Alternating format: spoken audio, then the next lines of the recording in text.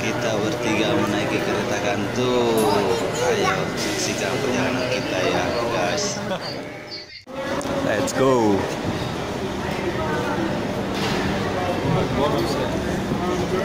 Сюда? Biar lebak. Лучше, конечно, сбоку, наверное.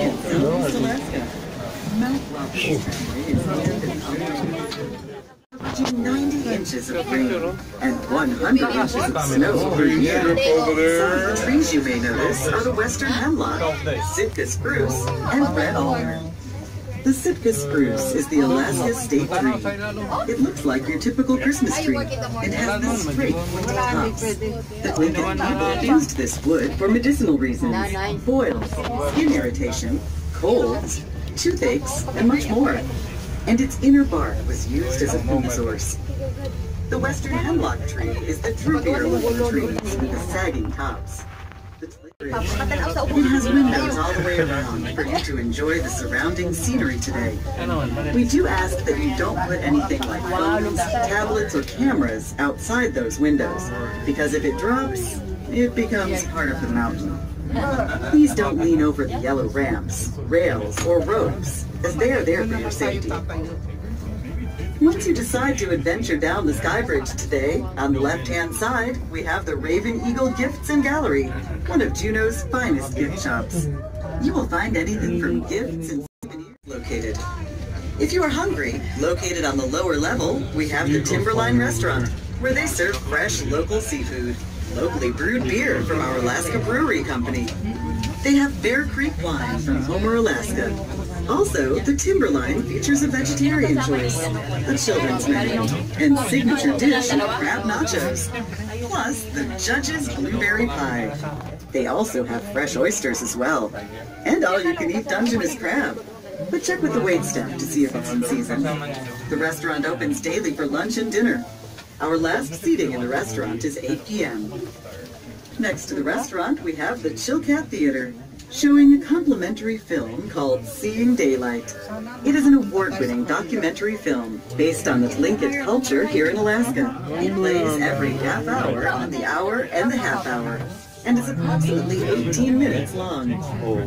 Located outside of the house is the Juneau Raptor Center, a non-profit organization. Well, there's another one. It's nice. She was injured and can no longer be released back into the wild. If you wish to go visit her, please move slowly. Keep the noise down and the flashes off on your cameras so you don't frighten her. The center opens at 10 a.m.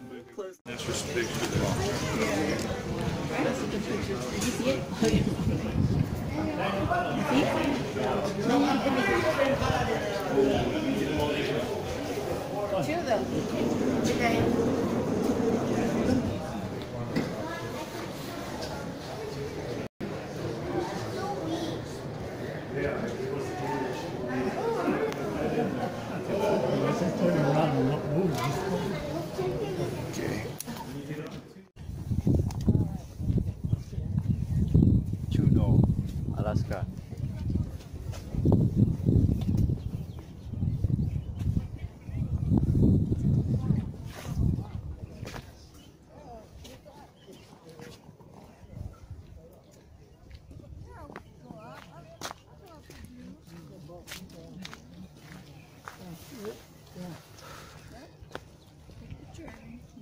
Kind of blurry when you blow him up that far, but.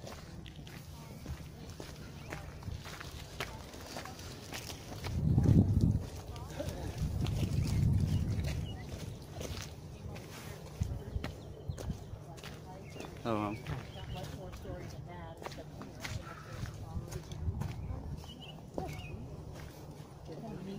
Nice. Yes, kid. Yeah. Can you make picture, please? Of course. Yes, now it's all coming in like that. Wow, there. We make here. Finish already the ice.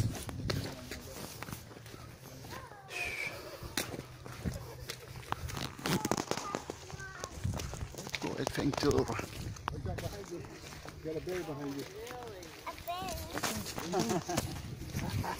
One more bear. Yeah.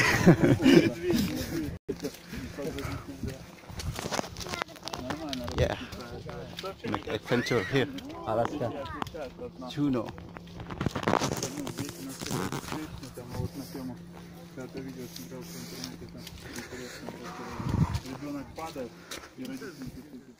Video again. Second video because we are in Alaska. So we trip. The next trip. Yeah. Let's go. Stay with us.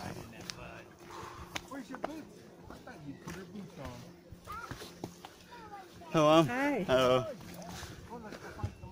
Whew. Wow. You throw me ice. Let's go.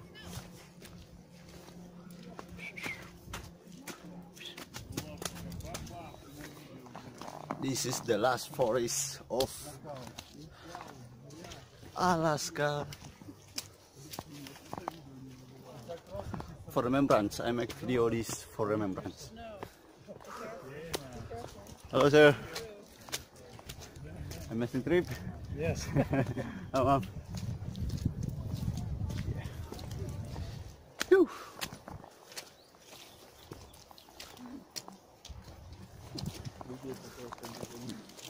Baby, you alright? Careful, guys. О, вот тут охуенно. Ну, пойсану. Whew.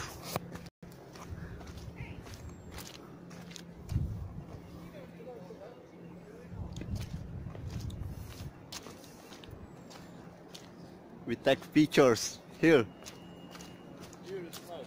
Nice pictures. All right, let's go. The best of you here. Can you make... Oh, cool.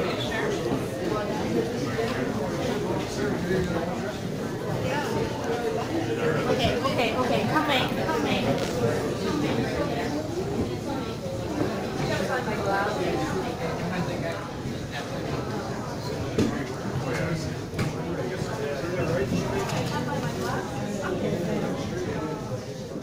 Traffic to clear under it, and in fact only fishing and pleasure boats pass under it and traverse the cut of water through those wetlands.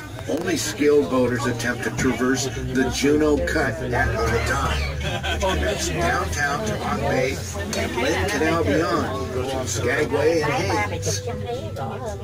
Across the Gastineau Channel is Douglas Island, some 17 miles long and about 5 miles wide. That's where about 10% of Juneau's population. Borough has a year-round population of around 32,000 to 34,000 people.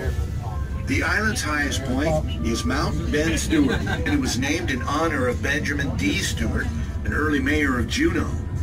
The island also has Eagle Crest Ski Area, which is public and has 4 double chairlifts accessing 640 acres with 34 marked alpine runs, 2 Nordic skiing loops, and access to world-class backcountry.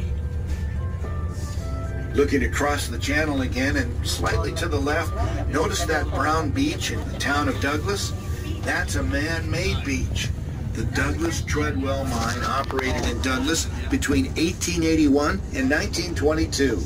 All the tailings, that is, all that rock and debris pulled out of the mine, was crushed up and placed there. Today, the locals call it Sandy Beach.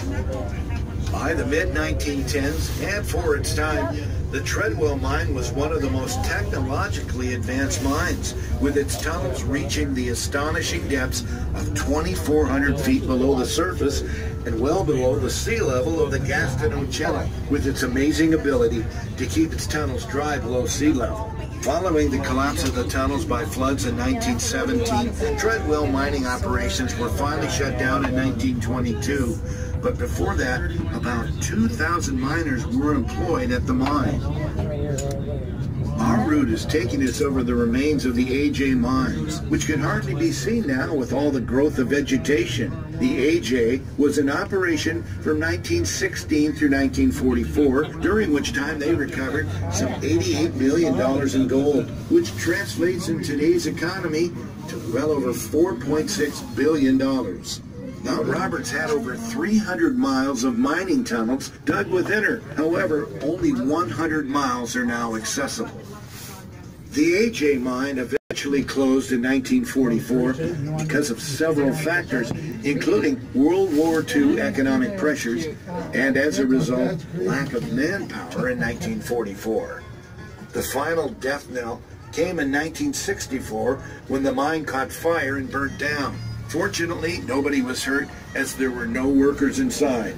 However, as the prospectors still say, there's gold